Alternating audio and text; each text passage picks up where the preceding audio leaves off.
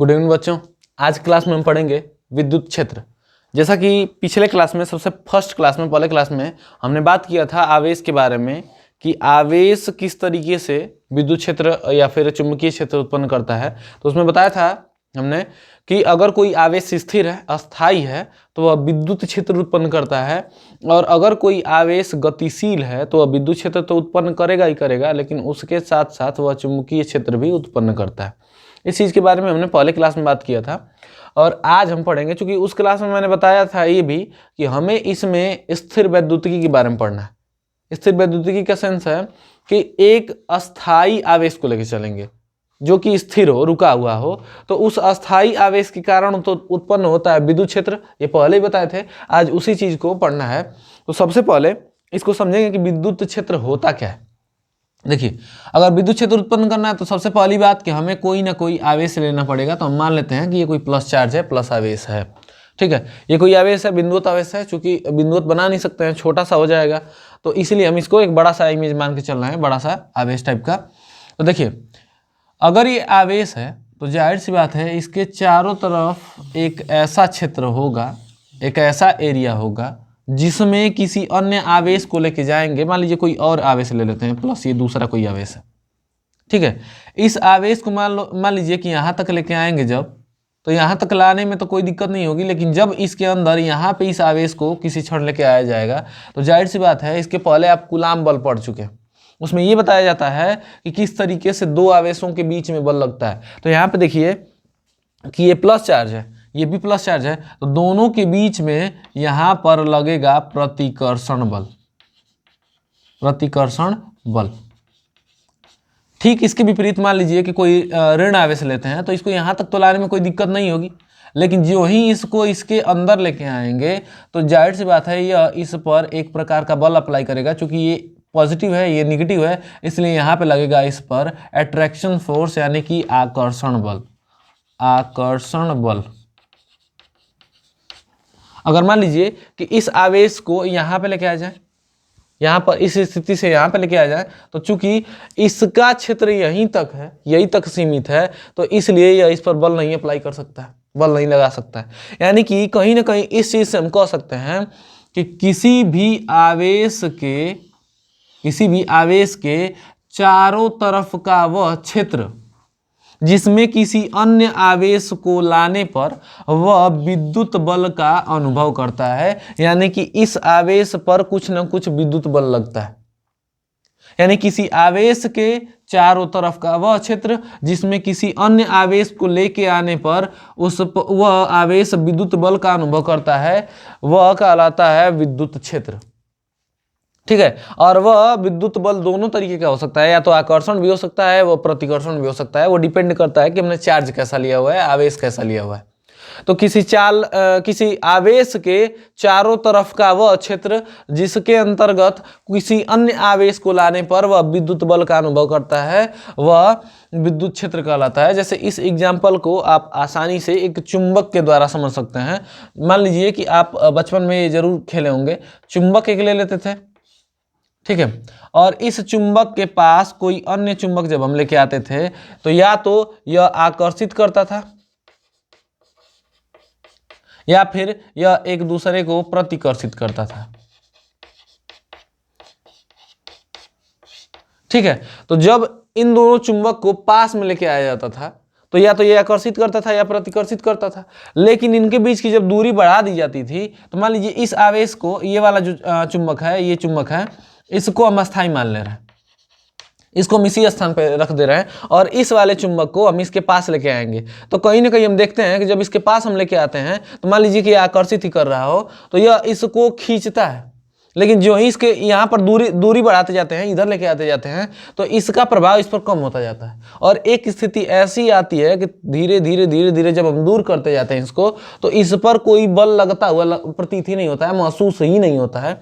यानी कि अगर मान लीजिए कि इसको यहाँ पर रखें तो इस पर बल लग रहा है, या इसको आकर्षित या फिर प्रतिकर्षित कर रहा है, लेकिन जब इसी आवेश को हम इधर लेके, इस चुंबक को यहाँ पे लेके आ गए तो इस पर कोई बल नहीं लग रहा है। यानी कि कह सकते हैं कि इस चुंबक का जो क्षेत्र है वह कहीं ना कहीं यहीं तक है, इसी क्षेत्र में।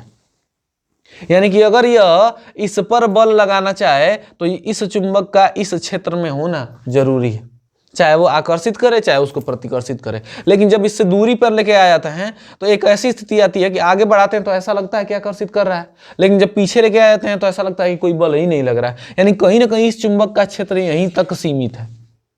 तो इसको, इस चुंबक का हम चुंबकीय क्षेत्र कह सकते हैं।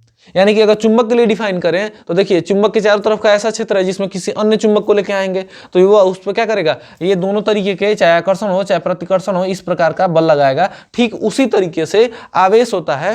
तो किसी आवेश के चारों तरफ का वह क्षेत्र जिसमें किसी अन्य आवेश को लेके आएंगे तो उस पर क्या लगे, आकर्षण बल लगे चाहे प्रतिकर्षण बल लगे, यानी कि दोनों को मिलाकर हम कह सकते हैं कि विद्युत बल लगे, विद्युत बल लगे। तो इस प्रकार से इस क्षेत्र को हम कहते हैं विद्युत क्षेत्र।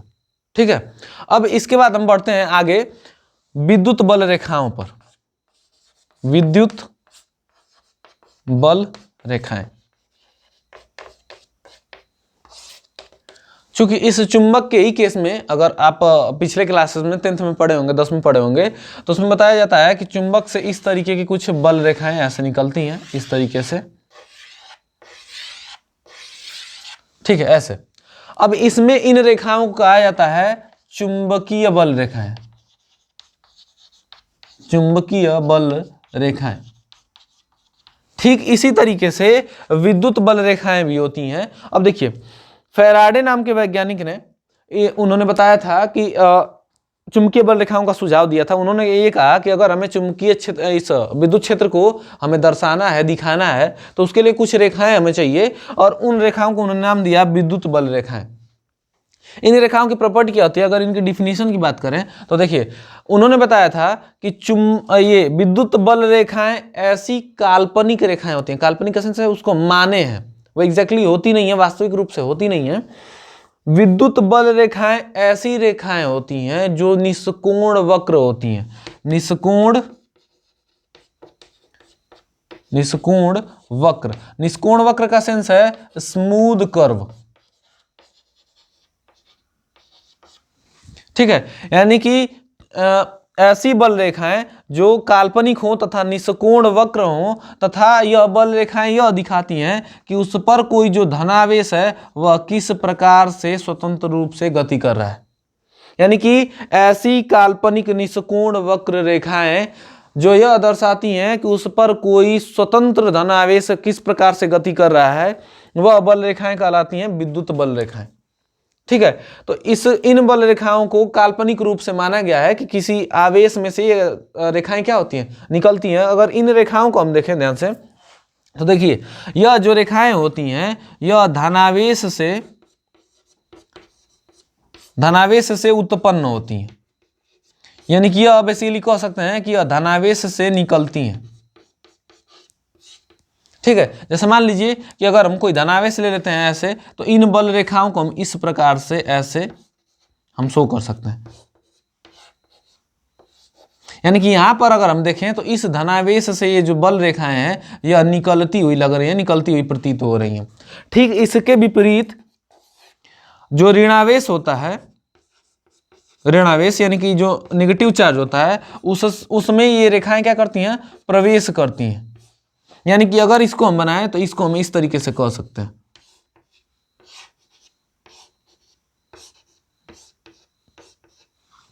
ठीक है, यानी कि धनावेश से विद्युत बल रेखाएं निकलती हुई प्रतीत होती हैं, तथा ऋणावेश में विद्युत बल रेखाएं उसमें प्रवेश करती हुई प्रतीत होती हैं। जैसा कि सेम चुंबक के केस में अगर आपने पढ़ा होगा तो आपको याद होगा कि इसमें एक नॉर्थ पोल होता है और एक साउथ पोल होता है चुंबक में, और ऐसा इसमें बताया जाता है कि नॉर्थ पोल से रेखाएं निकलती हैं और इस तरीके से साउथ पोल में एंट्री करती हैं।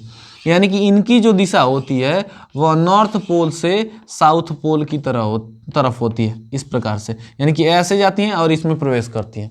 ठीक है, ठीक उसी प्रकार से इसमें होता क्या है कि धनावेश से रेखाएं निकलती हैं इस प्रकार से, तथा ऋणावेश में प्रवेश करती हैं। ठीक है, और ये बल रेखाएं इस प्रकार से होती हैं कि अगर मान लीजिए कि कोई धनावेश है, ऐसे धनावेश है, और इसके पास कोई क्षेत्रफल हम रख दिए, यहाँ पे कोई क्षेत्रफल रख देते हैं, तो इसमें जितनी ज़्यादा बल रेखाएं प्रवेश करेंगी, विद्युत क्षेत्र जो होगा, ये विद्युत क्षेत्र वहाँ पे उतना ही प्रबल होगा, उतना ही प्रभावी होगा।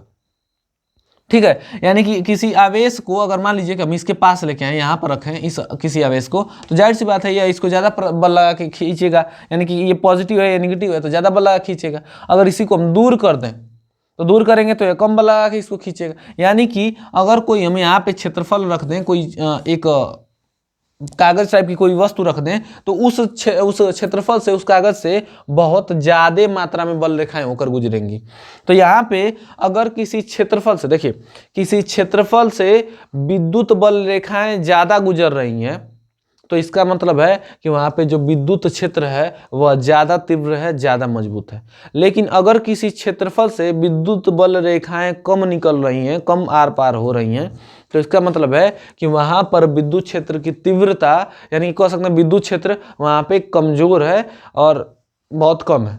ठीक है, तो किसी भी आवेश से जो विद्युत बल रेखाएं होंगी वह दूर जाने पर फैलने लगेंगी, जैसे कि यहाँ पे हो रहा है। इस तरीके से बनाया तो निकल तो यहीं से रही हैं, यहाँ से भी बल रेखाएं निकलेंगी, यहाँ से निकलेंगी, लेकिन जैसे जैसे ये दूर होती जाएंगी इनके बीच की दूरी क्या होती जाएगी, बढ़ती जाएगी। तो अगर किसी क्षेत्रफल को हम पास में रखेंगे तो उसमें से अधिक क्षेत्र विद्युत बल रेखाएं निकलेंगी, लेकिन इसी क्षेत्रफल को अगर हम दूर लेके आएंगे तो ये वाली बल रेखा ऐसे चली जाएगी, ये ऐसे चली जाएगी, ये ऐसे चली जाएगी।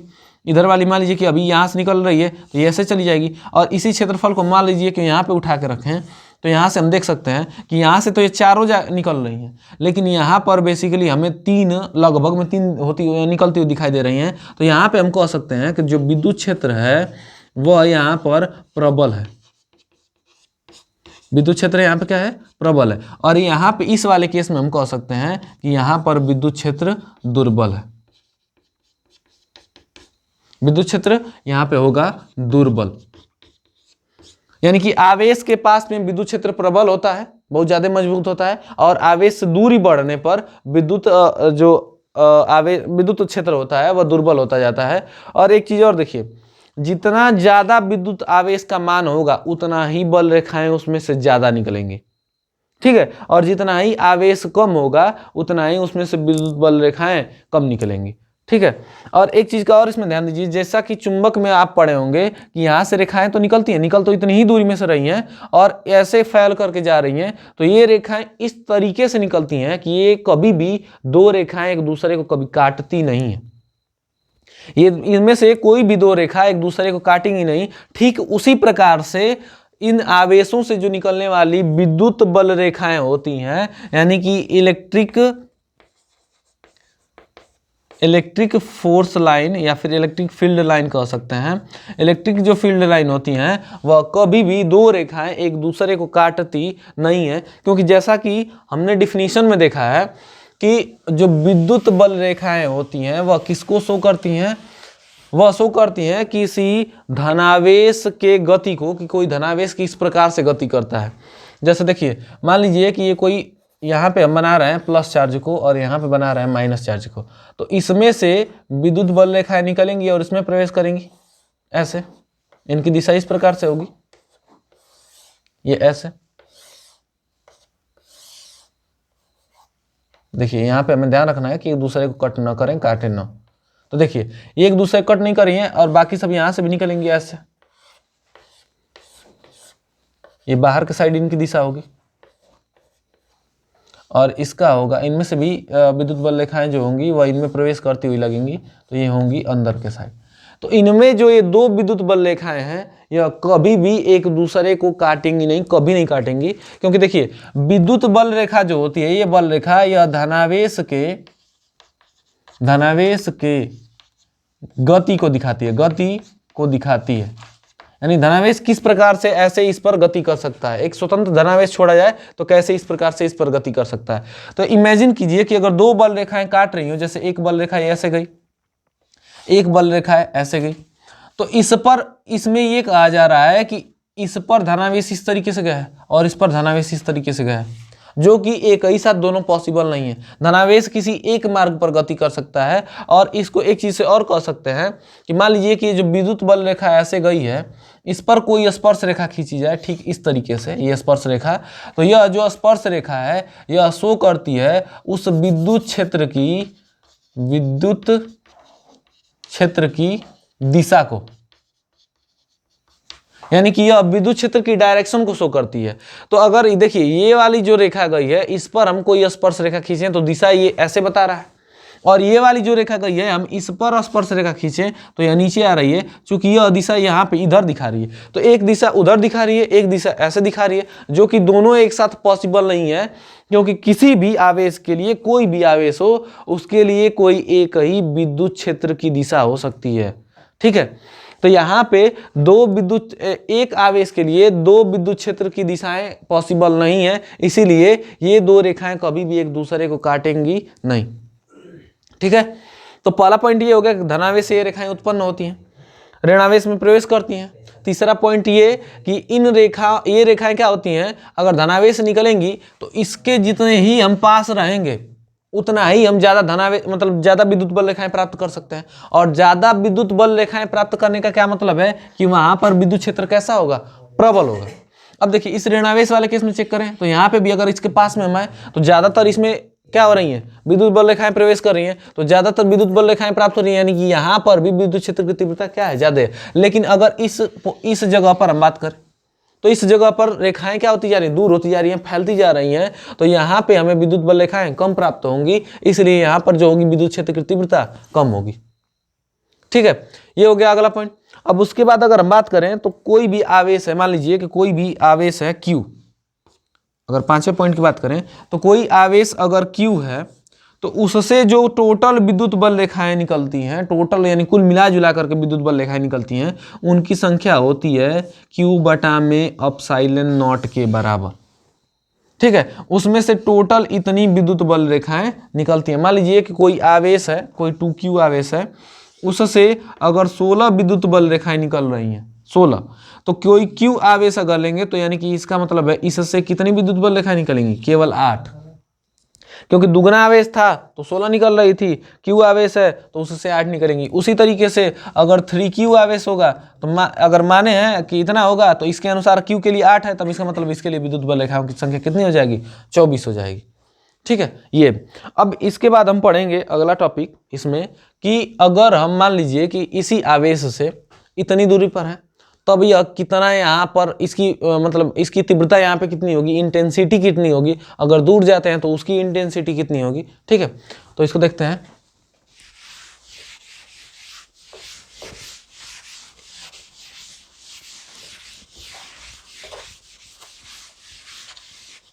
देखिए अगला पॉइंट है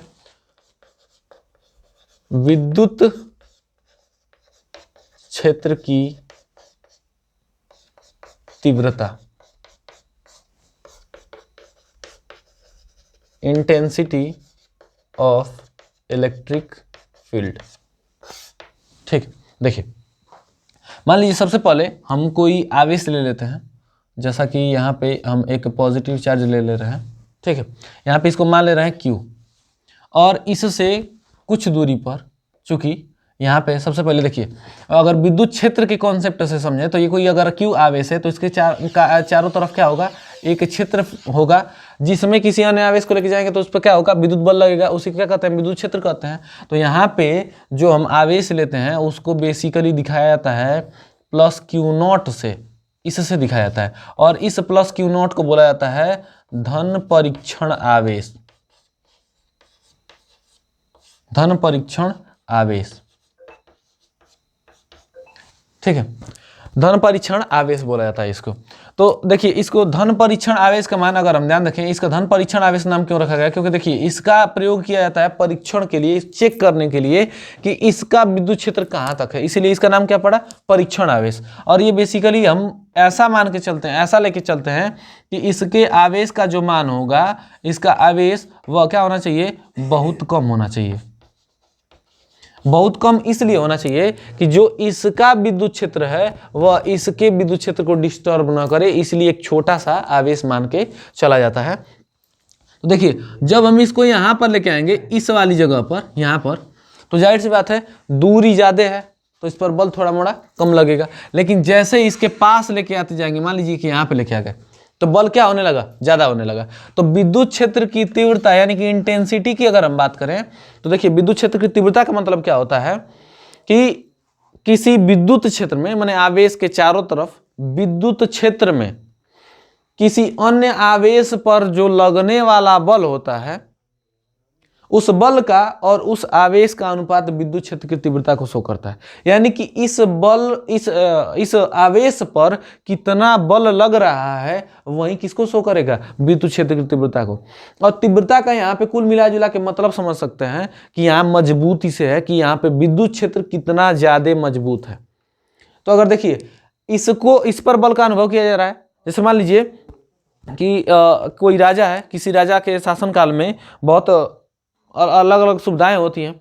तो राजा अपने साम्राज्य में, मान लीजिए कि कोई राजा का क्षेत्र है, ऐसा राजा लिख दे रहे हैं, फिर उसका ये क्षेत्र है, ठीक है। इसमें हमें चेक करना है कि इसके राजा के शासनकाल में प्रत्येक व्यक्ति का रहन सहन कैसा है, उसका डेली लाइफ का स्तर कितना है, कैसा है अच्छा रहने का। तो हम बाहर से अगर किसी व्यक्ति को अगर अंदर भेज रहे हैं तो वहीं बता सकता है। वह यहाँ जाएगा, अंदर से देख के आएगा कि हाँ वहाँ के लोगों का रहन सहन कैसा है, फिर उन लोगों के घर कैसे हैं, ये सारी चीज़ें सुविधाएं कैसी हैं। तो यह अंदर जाएगा और यह अंदर जाके फिर मान लीजिए कि आके किसी से बताता है, वापस किसी से आके बताता है, तो वह किस चीज़ के कारण बताएगा, क्योंकि वह ये चीज़ बताएगा कि वह वहाँ गया था तो कितनी सारी चीज़ों से वो प्रभावित हुआ है, यानी कि इस पर कितना बल लगा है उन सारी चीज़ों के रहन सहन के कारण, यही तो बताएगा, ठीक है। उसी तरीके से इस Q आवेश के इस विद्युत क्षेत्र में किसी अन्य आवेश को हम भेज के चेक करेंगे कि आखिर इस पर कितना बल लग रहा है। तो जितना इस पर ज्यादा बल लगेगा उतना ज्यादा वहां पर क्या होगी, विद्युत क्षेत्र की तीव्रता होगी, यानी विद्युत क्षेत्र की मजबूती होगी। और जितना कम इस पर बल लगेगा यानी कि वहां पे विद्युत क्षेत्र की तीव्रता बहुत कम होगी, यानी कि वहां पे विद्युत क्षेत्र की मजबूती कम होगी। यानी कि अगर हम इसी थ्योरम से लेके चलें तो हम कह सकते हैं, अगर विद्युत क्षेत्र की तीव्रता को हम E से शो करें, ठीक है, अगर विद्युत क्षेत्र की तीव्रता को हम E से शो करें तो हम कह सकते हैं कि F/Q0, यानी कि इस Q0 आवेश पर जितना बल लगेगा उसी को हम क्या कहेंगे, विद्युत क्षेत्र की तीव्रता। यानी कि जो विद्युत क्षेत्र की तीव्रता होती है वह किसी आवेश पर, जो कि धन परीक्षण आवेश है, उस पर लगने वाले बल और उस धन परीक्षण के आवेश के अनुपात के बराबर होगी। यानी कि जितना बल उस पर लगा, इसको अंदर लेके गए, जितना बल इस पर लगा और जितना इसका आवेश है, अगर दोनों को भाग कर देंगे तो जो निकल के आएगा उसी को हम क्या बोलेंगे, विद्युत क्षेत्र की तीव्रता। ठीक है, आया इतना समझ में। यह जो विद्युत क्षेत्र की तीव्रता होती है यह एक सदिश राशि होती है, सदिश राशि। और इसको हमेशा आप ध्यान रखेंगे क्योंकि न्यूमेरिकल पोर्शन में भी बहुत काम आएगा। इस जो विद्युत क्षेत्र की तीव्रता होता है वह उसका मान प्लस के लिए जो होता है वह बाहर की साइड होता है, बाहर की ओर। यानी कि अगर किसी हम प्लस चार्ज के कारण विद्युत क्षेत्र की तीव्रता ले रहे हैं तो वह उससे बाहर की तरफ होगा, यानी निकलता हुआ प्रतीत होगा, जैसा कि पिछली अभी थोड़ी देर पहले हमने बताया था। फिर अगर माइनस चार्ज ले रहे हैं तो इसके कारण जो विद्युत क्षेत्र की तीव्रता की दिशा होगी वह होगी अंदर की ओर, अंदर की ओर। ठीक है, ये हो गया। अब देखिए यह है विद्युत क्षेत्र की तीव्रता का फॉर्मूला। तो यहां से अगर मान लीजिए कि विद्युत क्षेत्र की तीव्रता का अगर मात्रक निकालें तो हमें पता है बल का मात्रक होता है न्यूटन और आवेश का मात्रक होता है कूलाम। तो यहां से हम कह सकते हैं कि जो इस विद्युत क्षेत्र की तीव्रता का मात्रक होगा वह न्यूटन पर कूलाम होगा। ठीक है, अब हम देखते हैं कि इस विद्युत क्षेत्र की तीव्रता का अगर हम इसको और थोड़ी अच्छी तरीके से डिराइव करें तो इसका फॉर्मूला क्या निकलेगा। तो देखिए सबसे पहली चीज कि हम यहाँ हमें पता है कि अगर मान लीजिए कि हम इस किसी आवेश को यहाँ पर जब हम लेके आए, यहाँ पर इस पहली वाली पोजीशन पे इसको ए से दिखा देते हैं और इस वाली पोजीशन को हम बी से दिखा देते हैं। मान लीजिए कि हम जब यहाँ पे लेके आए थे इस ए वाली पोजीशन पर, तो ए वाली पोजीशन पे लेके आएंगे तो यहाँ पे जब प्लस क्यू आवेश आएगा तो जाहिर सी बात है, सोचिए ये भी प्लस है ये भी प्लस, दोनों के बीच में कैसा बल लगेगा, यहाँ पर लगेगा प्रतिकर्षण बल। तो पिछले क्लास में हमने बताया था न्यूटन का कूलाम का बल नियम। तो उसमें कूलाम के बल वाले में क्या बताया था कि जो F होता है वो F इज इक्वल टू होता है 1/4 पाई एप्सिलॉन नॉट और Q1 Q2 बटा में r²। ठीक है, तो यहां से मान लीजिए कि हमें कुछ दूरी माननी पड़ेगी, तो ये वाली हम दूरी मान ले रहे हैं r। अब एक बात बताइए, इस फॉर्मूले के अनुसार हम अगर रखें तो ये हो जाएगा 1/4 पाई एप्सिलॉन नॉट और Q1 यानी कि पहले आवेश का मान, तो मान लीजिए कि उसका Q ही है, और Q2 यानी दूसरे आवेश का मान है, चेक कीजिए यहाँ पे दूसरे आवेश का मान है Q0, तो हम यहाँ पे लिख दिए Q0। ठीक है, और नीचे हमने दूरी अगर r² माना है तो r² ही रख लेते हैं। ये मिल गया हमें इसके लिए इस पर लगने वाला बल, यानी कि इस आवेश के कारण इस धन परीक्षण आवेश पर इतना बल लगेगा। अब अगर इतना बल लगेगा तो इसको इस F का मान हम रख देते हैं इस वाले समीकरण में।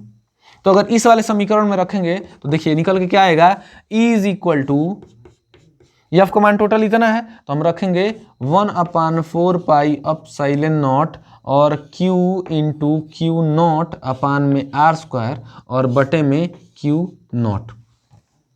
अगर इसको हम आगे सॉल्व करें तो हम इसको आगे लिख सकते हैं 1/4 पाई एप्सिलॉन नॉट और ये हो जाएगा Q0 और बटे में ये टोटल हम ऐसे लिख सकते हैं, ये हो जाएगा r² नीचे आ जाएगा तो r² और इंटू Q0। तो देखिए Q0 से ये Q0 कैंसिल हो जाएगा तो टोटल आएगा E is equal to 1/4 pi epsilon not और Q अपान में r²। ये हो जाएगा विद्युत क्षेत्र की तीव्रता, और इसके आगे हम क्या लिख देंगे, इसका मात्रक हो जाएगा न्यूटन पर कूलाम। अब यहाँ पे एक चीज ध्यान से देखिए, बहुत ध्यान समझिएगा, क्या इस फॉर्मूले में कहीं भी Q0 आ रहा है? क्या इस फॉर्मूले में कहीं भी Q0 दिख रहा है? इस फॉर्मूले में कहीं भी हमें Q0 नहीं दिख रहा है, यानी कि जो विद्युत क्षेत्र की तीव्रता होगी वह केवल जो हमने आवेश लिया है उस पर डिपेंड कर रही है, न कि धन परीक्षण आवेश पर। हमें यहाँ पे कोई भी किसी भी प्रकार का अगर हम आवेश ले लेते हैं कितना हो मान वाला, तो इसकी विद्युत क्षेत्र की तीव्रता पर इफेक्ट नहीं पड़ेगा, चूंकि हमें निकालना इसका है। तो विद्युत क्षेत्र की तीव्रता केवल इसके परिमाण पर डिपेंड करेगी कि ये आवेश कितना है। अगर इस फॉर्मूले से ध्यान दीजिए तो यहाँ पे आप समझ पाएंगे कि देखिए यहाँ पे E भी ऊपर है और Q भी ऊपर है, यानी कि अगर Q का मान बढ़ता है, माने आवेश का मान बढ़ता है, तो यहाँ पे विद्युत क्षेत्र की तीव्रता का भी मान बढ़ता जाएगा। ठीक है, लेकिन अगर Q का मान घटता है तो विद्युत क्षेत्र की तीव्रता का मान भी घटेगा, जाहिर सी बात है। अगर यहाँ पे इस चीज को चेक करें तो देखिए E ऊपर है और R नीचे है, तो यह बेसिकली व्युत्क्रमानुपाती में है, एंटी प्रोपोर्शनल में है। तो अगर R का मान बढ़ेगा, माने दूरी जितनी बढ़ती जाएगी विद्युत क्षेत्र की तीव्रता का मान उतना ही कम होता जाएगा। जैसे इमेजिन करके देखिए कि यहाँ पर अगर आवेश है, हमने आवेश को दूसरे धन परीक्षण आवेश को यहाँ पे रखा हुआ है, तो यहाँ पर क्या ये ज्यादा बल का अनुभव करेगा? नहीं करेगा।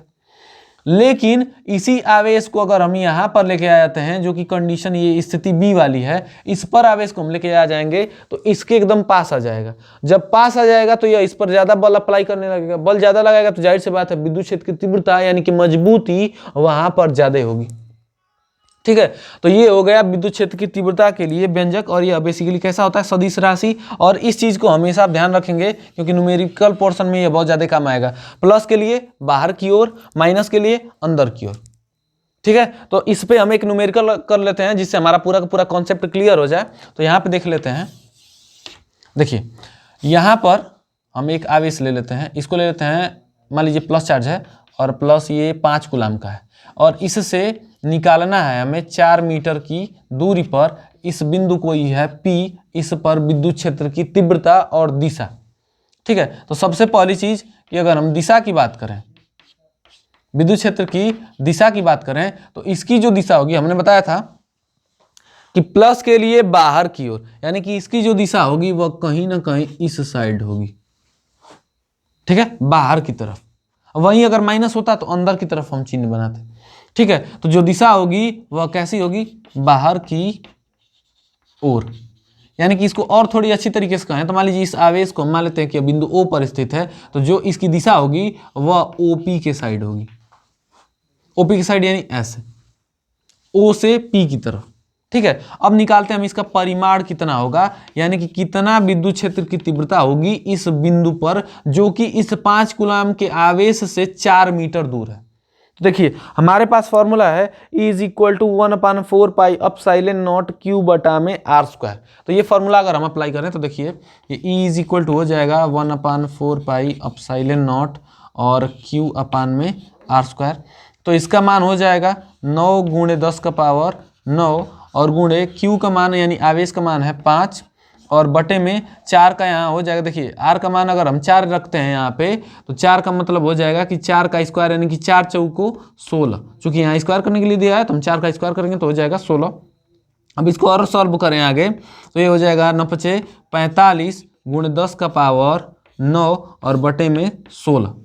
अब देखिए अगर इसको भाग करेंगे तो यह लगभग में जाएगा 16 दूना के 32 और 32 बार जाने का मतलब है कि और इसमें बचेगा 13 और 13 के बाद अगर हम उसमें भाग करें तो 16 × 8 = 128। तो ये लगभग में 8 बार हम कह सकते हैं। तो 2.8 गुणे ये हो जाएगा 10⁻9 और ये आ जाएगा ई का मान। और उसके बाद हम मात्रक लगा सकते हैं क्या, न्यूटन पर कूलाम। तो यहाँ पे लिख देंगे N/c न्यूटन पर कूलाम। ये हो जाएगा विद्युत क्षेत्र की तीव्रता किस बिंदु पर, P पर। और किस साइड होगा, यह बाहर की साइड होगा।